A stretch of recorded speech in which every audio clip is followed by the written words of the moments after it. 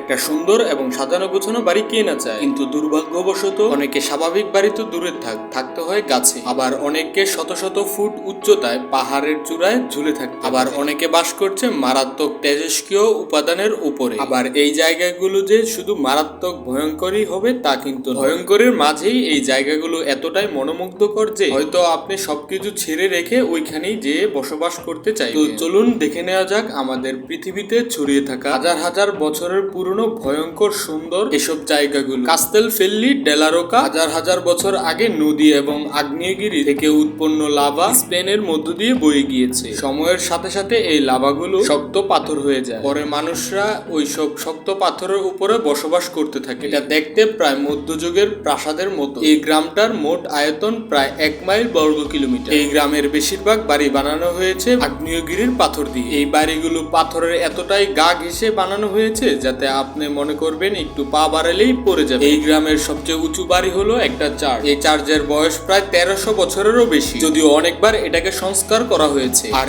এই গ্রামের মোট জনসংখ্যা 1000। মজার ব্যাপার হচ্ছে এই ছোট্ট একটা গ্রামে একটা না 2টা জাদুঘর রয়েছে। কান্দুভান দূর থেকে দেখলে এটাকে কোনোভাবেই একটা গ্রাম বলে মনে হবে না, কিন্তু কাছাকাছি গেলেই দেখতে পাবেন এটা একটা ছোট গ্রাম, যেটা একটা আগ্নেয়গিরির উৎপত্তি দিয়ে তৈরি হয়েছে। ইরানের উত্তর পশ্চিম দিকে এই গ্রামের নাম কান্দোভান। এই গ্রামের জন্ম হয় প্রায় 1000 বছর আগে। সময়ের সাথে সাথে আগ্নেয়গিরির লাভাগুলো, ছাই এবং আবর্জনাগুলো পাথর হয়ে এই গ্রামের আকৃতি এত সুন্দর করেছে। এই গ্রামটা দেখতে ঠিক যেন একটি পিঁপড়ার বাসার মতো। এই পাথরগুলোর পেছনেই কিছু খালি জায়গা রয়েছে, সেই জায়গাগুলোই অনেকে বাস করে। ফলে তাদেরকে কোনো বাড়ি বানাতে হয় না এবং বাড়ি ভাড়াও দিতে হয় না। এছাড়া সম্পূর্ণ প্রাকৃতিকভাবে তৈরি হওয়ায় নিরাপত্তার দিকটিও অনেক ভালো। এখানে একটা মসজিদ, স্কুল, এমনকি একটা হসপিটাল রয়েছে। এগুলো নিয়ে এই গ্রামটাতে মোট 600 মানুষের বাস।